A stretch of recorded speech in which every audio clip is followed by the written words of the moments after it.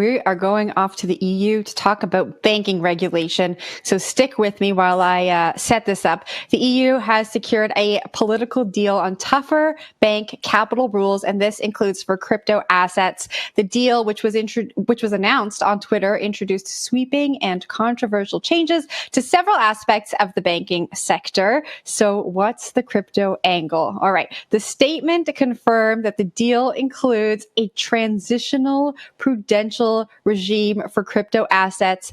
There are no further details there, but the Basel Committee on Banking Supervision, which is the international standard setter, and they are currently setting up these like international rules, have taken the toughest stance on this, and they are saying that they would require banks to issue a euro of capital for each euro of Bitcoin or Ether. So a lot to set up there. Will, I'm going to toss this one off to you. Those are pretty tough rules when it comes to banks interacting with crypto. What do you make of this legislation? Oh, so many big words today.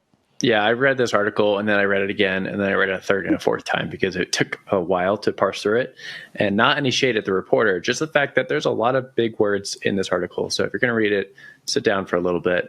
I think the biggest point here is basically that they're trying to figure out the legislation for these digital assets in the traditional financial community. And it's really, really difficult. Like we talk about the MiCA laws, right? And those were sort of like the easy things to grab, right? They talked about like stablecoin reserves. They talked about wallets. They didn't get into some of the heavier topics that are out there. They're going to do that later. They're punting on it for right now. We'll get to it later. Now, this topic, slightly different, but I think I see it in the same way. We want to be conservative with digital assets. If you're a traditional community or you're in the government, you want to be really conservative with these things. So that's why they're doing one-to-one reserves. Basically saying like if you have Bitcoin in a product, well, you need to have a dollar equivalent within some sort of reserve somewhere else to protect any sort of investor out there. And that makes sense, right? And that actually sort of fits the ethos of Bitcoin, right? We want to have one-to-one reserves. We've seen a lot of different companies fail over the years, cough, FTX, because they didn't do that, right? They didn't have the correct backing. They were misappropriating funds. So I think a lot of people will like this.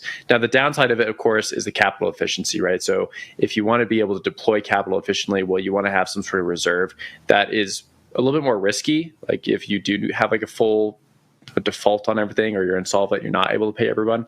But if you are out there a little bit more on the edge, then you can use capital more efficiently and like loan it out to more people, have more products. So that's the downside here. That's even noted in the article a little bit where they're talking about like, we're not expecting a price pump from any of these banks or anyone buying a Bitcoin or Ether or anything like that in a product because you're always going to have that capital reserve there, which sort of acts as a restraint on the demand side. So some interesting things on that. Zach, throw it over to you. I'll pass it right to Jen, who had her hand up.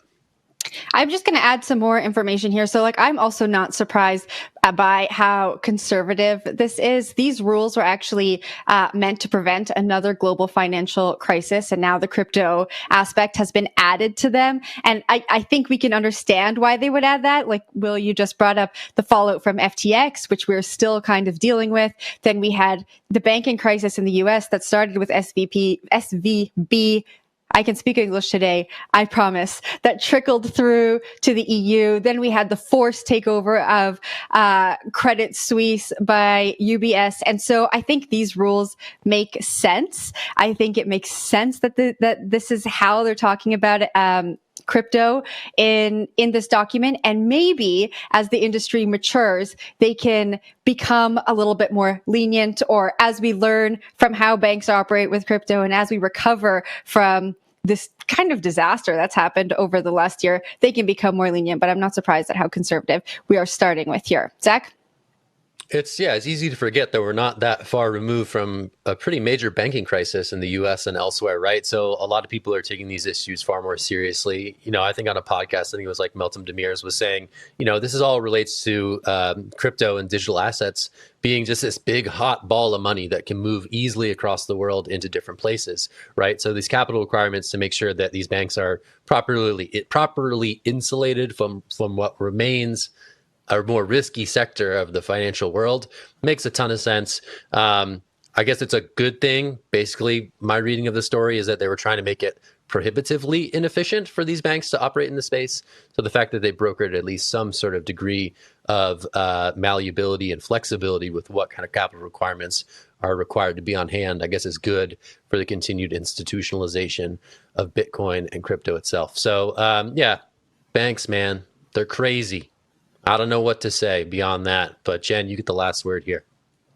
I've been all tongue twisted up with all these big words. Will, I think I saw your hand go up. Will, you take it away. We can't. That wasn't really a hand up. That was more like a "what you gonna do" hand. You know, like you're responding to Zach there. What you gonna do about the banks, right? They got their thing. Nothing.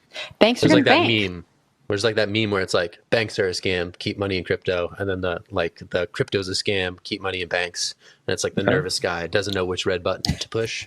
I feel like Elon Musk tweeted that not long ago. That's me. That's my anxiety. It's hard to say. Really hard to say. We should be gold bucks. Right, that's it. That's it. No more gold. Gold bucks. What a Peter Schiff over here. Come on now, Will. Killing me.